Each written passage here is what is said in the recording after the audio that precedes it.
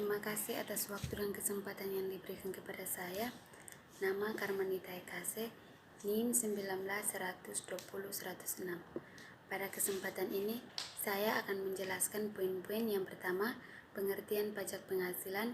Yang kedua, jenis subjek pajak. Yang ketiga, saat mulai dan berakhirnya kewajiban pajak subjektif. Yang pertama, pengertian pajak penghasilan. Pajak penghasilan adalah pajak yang dibebankan pada penghasilan perorangan, perusahaan, atau badan hukum lainnya. Secara umum, subjek pajak meliputi yang pertama orang pribadi, yang artinya kedudukan orang pribadi sebagai subjek pajak dapat bertempat tinggal di Indonesia ataupun di luar Indonesia. Orang pribadi tidak melihat batasan umur dan juga jenjang sosial ekonomi. Yang kedua, warisan yang belum terbagi, yakni dalam hal ini warisan yang belum terbagi sebagai satu kesatuan merupakan subjek pajak pengganti. Badan sebagai subjek pajak adalah suatu bentuk usaha atau bentuk non-usaha yang meliputi hal-hal berikut ini. Perseroan terbatas, yang kedua perseroan komanditer, yang ketiga persekutuan, yang keempat firma, dan lain-lain. Yang ketiga, bentuk usaha tetap, yang artinya bentuk usaha yang digunakan oleh orang pribadi yang tidak bertempat tinggal di Indonesia atau berada di Indonesia, namun tidak lebih dari 183 hari dalam jangka waktu 12 bulan. Poin yang kedua, jenis subjek pajak. Subjek pajak dalam pajak penghasilan terdiri atas dua jenis, yaitu yang pertama, subjek pajak dalam negeri, yang berarti subjek pajak yang secara fisik berada atau bertempat tinggal di Indonesia. Yang kedua, subjek pajak luar negeri, yang artinya orang pribadi yang secara fisik tidak bertempat tinggal di Indonesia. Poin yang ketiga, saat mulai dan berakhirnya kewajiban pajak subjektif. Saat mulainya kewajiban pajak subjektif terdiri dari yang pertama, subjek pajak orang pribadi, yang berarti bagi subjek pajak orang pribadi yang bertempat tinggal di Indonesia, maka kewajiban pajak subjektifnya akan dimulai pada saat ia lahir di Indonesia. Yang kedua, subjek pajak badan. Bagi subjek pajak badan yang didirikan atau bertempat di Indonesia, maka kewajiban pajak subjektifnya akan dimulai pada saat badan tersebut didirikan di Indonesia. Yang ketiga, warisan.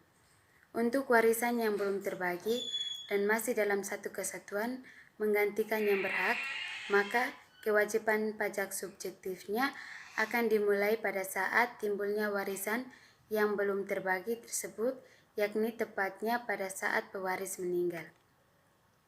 Berakhirnya kewajiban pajak subjektif. Yang pertama, subjek pajak orang pribadi. Bagi subjek pajak orang pribadi yang bertempat tinggal di Indonesia, maka kewajiban pajak subjektifnya akan berakhir pada saat ia meninggal. Saya ulangi, subjek pajak orang pribadi.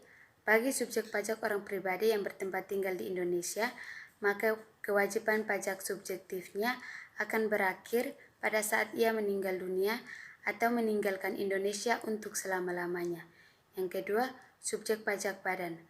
Bagi subjek pajak badan yang didirikan atau bertempat tinggal di Indonesia, maka kewajiban pajak subjektifnya akan berakhir pada saat badan tersebut dibubarkan atau tidak bertempat kedudukan di Indonesia. Pengecualian sebagai subjek pajak. Adapun yang termasuk sebagai pengecualian subjek pajak, yaitu yang pertama, Badan Perwakilan Negara Asing.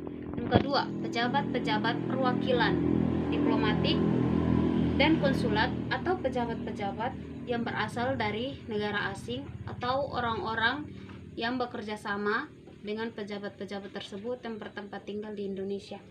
Yang ketiga, organisasi-organisasi internasional yang ditetapkan oleh Menteri Keuangan dengan syarat yang pertama, Indonesia menjadi anggota organisasi tersebut, dan yang kedua, tidak menjalankan usaha atau melakukan kegiatan lain untuk memperoleh penghasilan dari Indonesia selain memberikan pinjaman kepada pemerintah yang dananya berasal dari iuran para anggotanya. Yang keempat, pejabat-pejabat perwakilan organisasi internasional yang ditetapkan oleh Menteri Keuangan dengan syarat tidak sebagai warga negara Indonesia serta tidak menjalankan usaha atau melakukan kegiatan lain yang dapat memberikan penghasilan di Indonesia. Pengertian objek pajak dari pajak penghasilan. Dalam pasal 4 ayat 1 dan 2 Undang-Undang Pajak Penghasilan telah memberikan penegasan mengenai objek pajak penghasilan, yaitu penghasilan itu sendiri.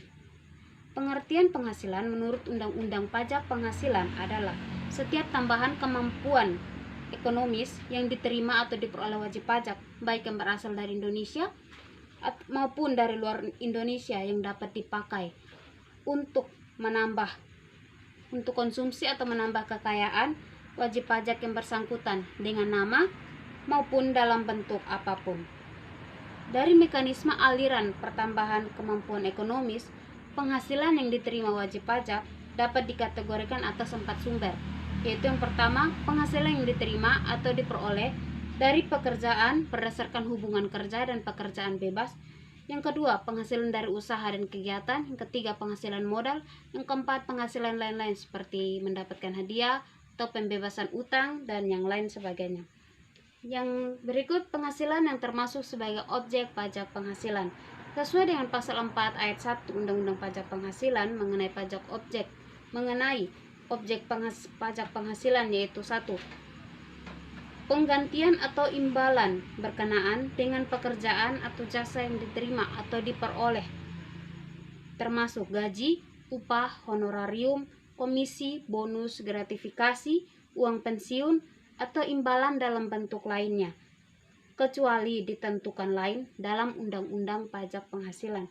Yang kedua, hadiah dari undian atau pekerjaan atau kegiatan dan penghargaan. Yang ketiga, laba usaha. Yang keempat, penerimaan kembali pembayaran pajak yang telah dibebankan sebagai biaya dan pembayaran tambahan pengembalian pajak. Yang terakhir, penghasilan yang tidak termasuk sebagai objek pajak penghasilan. Berdasarkan pada pasal 4 ayat 3 Undang-Undang Pajak Penghasilan, penghasilan yang tidak termasuk objek pajak penghasilan adalah sebagai berikut. 1. Bantuan atau sumbangan termasuk zakat yang diterima badan amil zakat yang dibentuk atau disahkan oleh pemerintah. Yang kedua, warisan. Yang ketiga, harta termasuk setoran tunai yang diterima oleh badan sebagai pengganti saham atau sebagai pengganti penyertaan modal. Yang keempat, pembayaran dari perusahaan asuransi kepada orang pribadi sehubungan dengan asuransi kesehatan, asuransi kecelakaan, asuransi jiwa, asuransi dwiguna, dan asuransi beasiswa. Sekian dan terima kasih presentasi dari kelompok kami.